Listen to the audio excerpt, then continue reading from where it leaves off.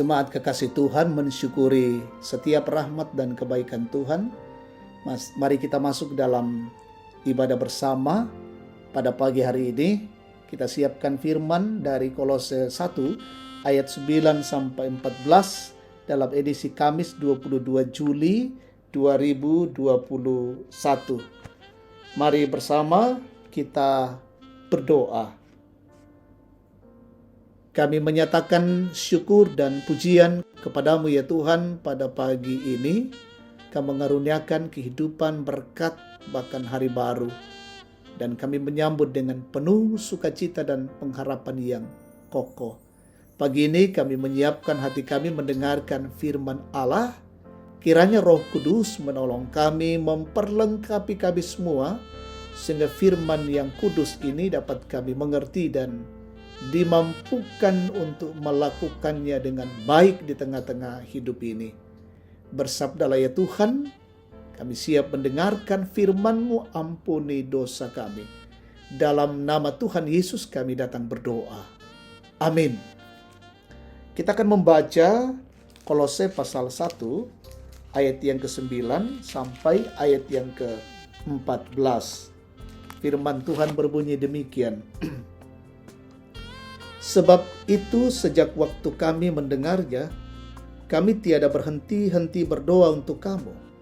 Kami meminta supaya kamu menerima segala hikmat dan pengertian yang benar untuk mengetahui kehendak Tuhan dengan sempurna, sehingga hidupmu layak di hadapannya serta berkenan kepadanya dalam segala hal.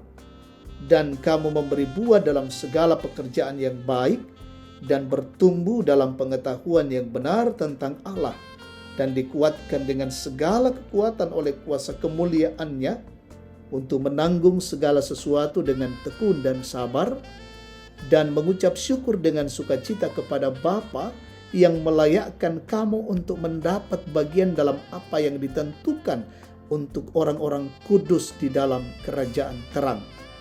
Ia telah melepaskan kita dari kuasa kegelapan dan memindahkan kita ke dalam kerajaan Anak-Nya yang kekasih. Di dalam Dia, kita memiliki penebusan kita, yaitu pengampunan dosa. Amin. Gembala yang tekun mendoakan dombanya. Saudaraku yang terkasih, pandemi COVID-19 dewasa ini menghadirkan sejumlah pembatasan dalam berbagai dimensi hidup dan kerja. Pembatasan untuk saling bertatap muka satu dengan yang lain tentu menjadi tantangan tersendiri dalam pelayanan. Pertanyaannya, dengan kenyataan itu apakah yang harus dilakukan oleh seorang gembala? Surat Paulus kepada jemaat Kolose memberi gambaran bahwa komunikasi dan hidup yang saling menopang tidak dapat dihentikan hanya karena alasan ada jarak yang membentang. Melalui suratnya, Paulus tidak henti meyakinkan jemaat bahwa ia tidak pernah berhenti mengingat mereka.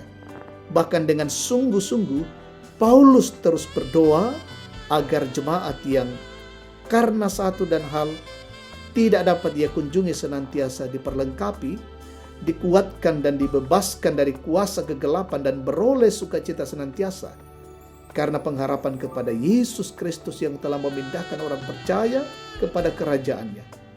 Komunikasi dengan jemaat dan komunikasi dengan Tuhan nampaknya menjadi hal yang efektif untuk terus dilakukan demi pertumbuhan iman jemaat dan terus menghidupkan kepercayaan jemaat kepada sosok gembala seperti Paulus.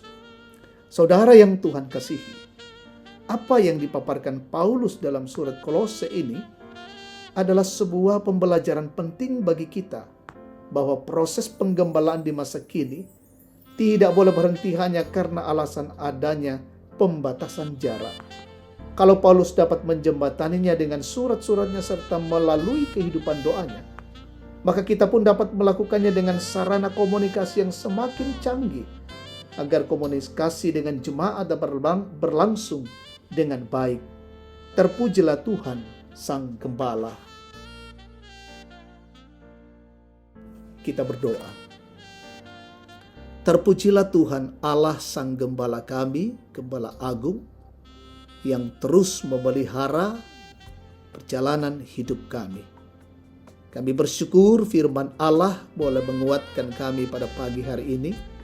Di masa pandemi COVID-19, ada pembatasan jarak, pembatasan pertemuan dan berkumpul, tapi sarana komunikasi menjadi alat dalam membangun keterhubungan dan juga membangun doa bersama untuk memanjatkan syukur dan memohon pengharapan kasih Tuhan.